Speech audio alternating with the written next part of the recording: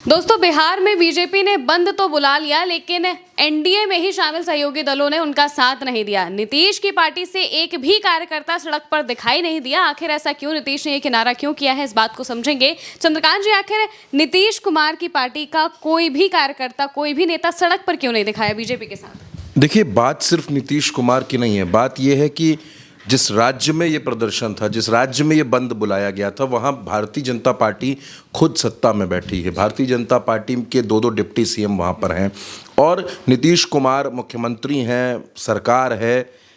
मोदी की माँ का अपमान हुआ, गाली दी गई। जो बात कही जा रही है कि एक शख्स ने आकर गाली दी, तो अगर मोदी की माँ का अपमान हुआ है, आपके गठबंधन के सबसे बड़े चेहरे, उनका अपमान हुआ है, तो क्या नीतीश कुमार को इस पर टिप्पणी नहीं करनी चाहिए?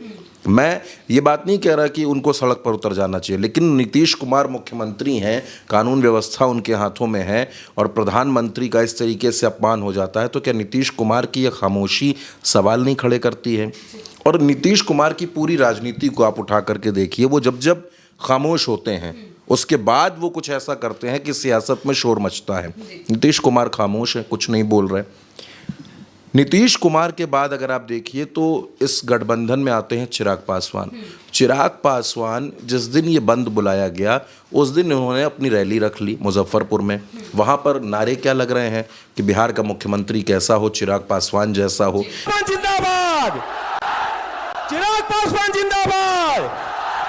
बिहार का मुख्यमंत्री कैसा हो, बिहार का मुख्यमंत्री कैसा हो। यानी भारतीय जनता पार्टी सड़क पर उतरकर ये संघर्ष कर रही है कि जो अपमान हुआ है हम उसके खिलाफ हैं, हम सड़क पर उतरे हैं और चिराग अपने लिए नारे लगवा रहे हैं। दूसरी तरफ उपेंद्र कुशवाहा है। उपेंद्र कुशवाहा राहुल गांधी के मुरीद हुए जा रहे हैं। वो ये कह रहे हैं कि राहुल गांधी ने जो एसआईआर के मसले पर रैली की है, जो उन्होंने रोड शोज़ किए हैं, जो पूरा 15 दिन की यात्रा चलाई है, उसका फ़ायदा उनको मिलेगा।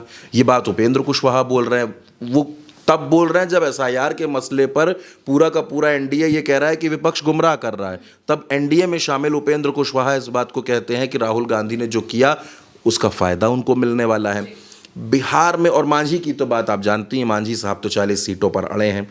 असल में बात यह है कि भारतीय जनता पार्टी में अभी तक जो चीज़ें छुपी हुई थी, जिनके बारे में लोगों को अंदाज़ा नहीं लग पा रहा था कि वहाँ चल क्या रहा है, इस बंद ने पूरी कलई खोल के रख दी है। उसने बता दिया है कि चिराग क्या कर रहे हैं, नीतीश क्या कर रहे हैं, मांझी का रुख क्या है, कुशवाहा का स्टेटमेंट्स क्या रह सकते हैं, ये सब बता दिया है।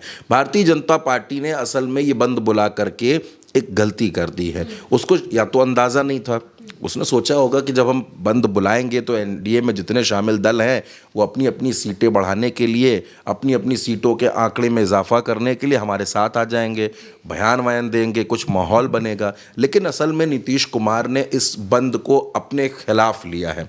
कैसे लिया है वो भी मैं आपको बताता हूँ। भाई, सरकार उनकी है, कानून व्यवस्था उनके हाथों में है।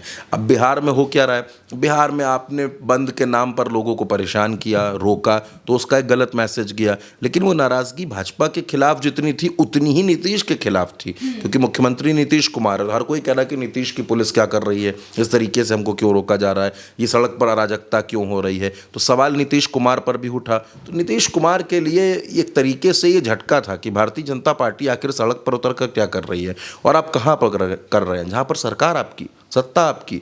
आप एक फ़ोन कर देंगे तो कप्तान दौड़े दौड़े चले आएंगे, कार्रवाई होगी भाई उस इंसान पर जिसने ऐसी बात बोली है। और आप प्रदर्शन कर रहे हैं बंद के नाम पर, आपके लोग गुंडाई कर रहे हैं, लाठी लेकर उतरे हैं।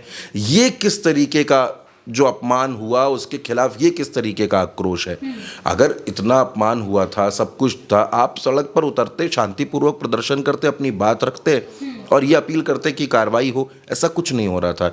दूसरी तरफ नीतीश कुमार हो, चिराग पासवान हो या उपेंद्र हो, ये सब, मांझी भी, ये सब इस बात को जानते हैं कि भारतीय जनता पार्टी की कोशिश अपना मुख्यमंत्री बनाने की है। नीतीश कुमार की बॉडी लैंग्वेज को आप लगातार देख रही हैं। नीतीश कुमार के नाम का ऐलान नहीं किया जाता, ये भी एक नीतीश की नाराज़गी की वजह है कि भाई हम तो आपके लिए सब कुछ करने को तैयार हैं और आप हमारे नाम का ऐलान भी नहीं कर रहे हैं। तो महिमा देखिए, जो एनडीए में जितने दल हैं भारतीय जनता पार्टी चाहे जितना एकजुट दिखने की कोशिश करे, बताने की कोशिश करे, लेकिन हकीकत ये है कि बिहार में इस गठबंधन की परतें खुल चुकी हैं। बिहार में हर किसी को समझ आने लगा है कि ये जो गठबंधन है ये सिर्फ अपने अपने फ़ायदे के लिए किया हुआ गठबंधन है। भाई आज की तारीख में आप ये विचार करके देखिए, मैं दर्शकों से भी कहूँगा कि क्या मांझी नहीं पलट सकते, क्या उपेंद्र कुशवाहा नहीं पलट सकते, क्या चिराग नहीं पलट सकते, और सबसे बड़ी बात, इस गठबंधन के जो सबसे बड़े चेहरे हैं, जो मौजूदा मुख्यमंत्री हैं, वो तो कभी भी पलट सकते हैं।